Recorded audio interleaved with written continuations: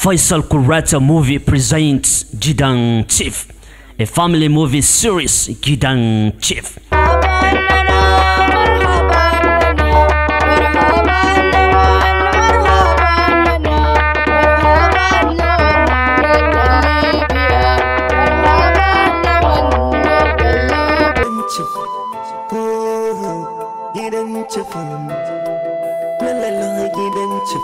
Yana da kyau idan mutum ya zo waje ya sallama, saboda annabi Muhammad sallallahu alaihi wasallam ya ce mu dinga yin sallama idan muka zo waje, saboda ko ba komai a tare da mu akwai aljanu da mala'iku haka.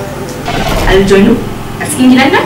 Ba cewa ne akwai aljanu ba, na faɗa miki saboda ki gyara haka. Kada kira yi wata duniya hira abokin zattawa. Girkin da za ka yi da ka yi favorite ɗin mom da dad. Sai kwani da mana fuck da abin da ya samu. Da na son da kai.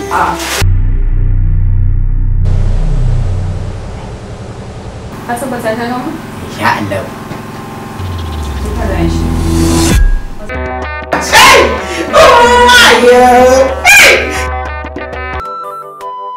Kai Allah wai wannan. Menene haka ne? Ba ka gani ina waya ne? Ai tun da abin da ka zaɓa a gidan nan kenan ni da kai musu ba mu. Wait, no.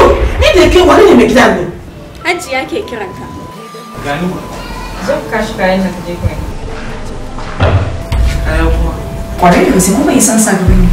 Mahadi da ka sani babban yaron ce. Ina aka narka mai wanki.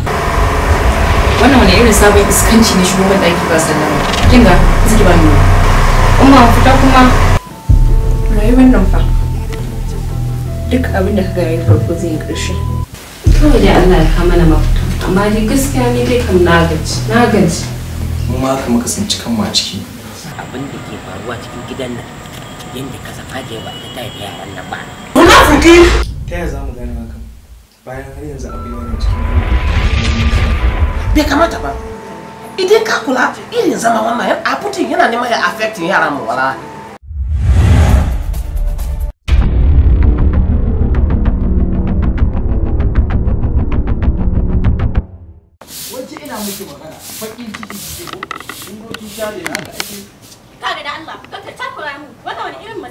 Gidan Chief.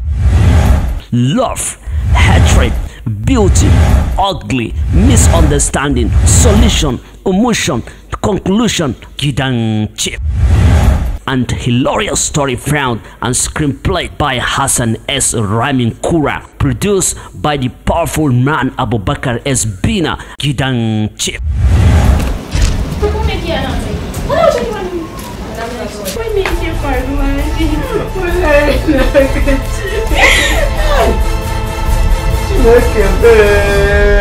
And directed by the youngest intelligent guru Mustafa H. Muhammad. For you to show us love, please visit our YouTube handle Gidan Chief TV. Gidan Chief. Gidan Chief.